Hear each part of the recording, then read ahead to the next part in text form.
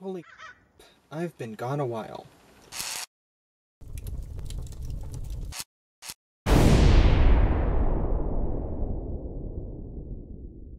So where the heck have I been?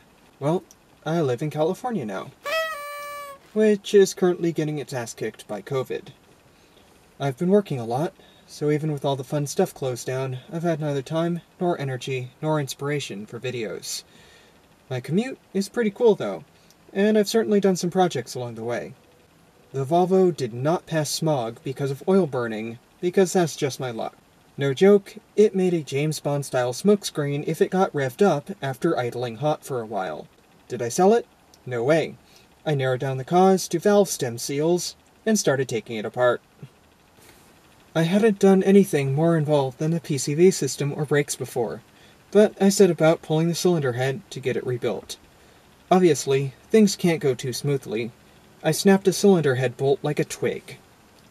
After no small amount of panic over my blunder, I made a drill guide and painstakingly carved enough of a hole in it to get an extractor to bite. The remains of the bolt came out easily, with no damaged threads, and I was back on track. While I was in there, oh those dreaded words, I pulled the tired turbo with 227,000 miles on it. It still worked alright, but it was starting to let oil slip by, and I wanted peace of mind. Got a nice, shiny, remanufactured turbo, now with a wastegate linkage that's not held together by baling wire and prayers. Did the heater core and hoses while the coolant was drained, which, as you can see, were way overdue. That's why my windshield got hazy so fast. All that oil burning left carbon and ash caked on the pistons. Top-tier fuel can only do so much. Took care of that, and super-soaked the ring packs. Probably sent a whole bottle of seafoam down through there over the course of a couple weeks. Can't speak for how well it worked sprayed through the intake, but submerging the offending part sure did the trick. I scrubbed the block surface clean to match the shiny head fresh from the machine shop.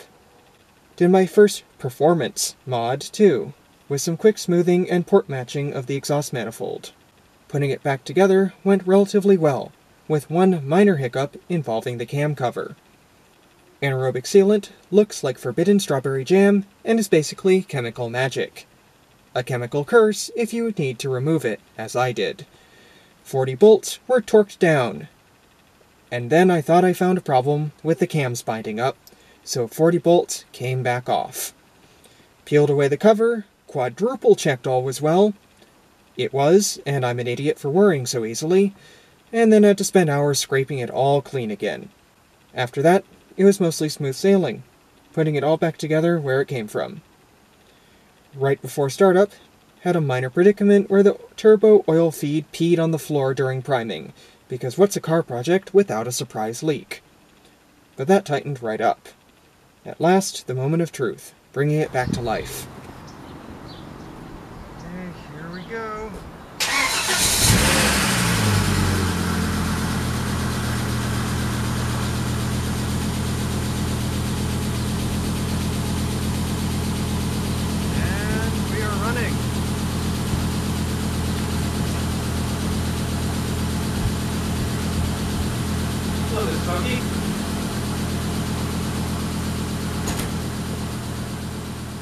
Though just when I thought all was well, this mysterious screaming noise appeared.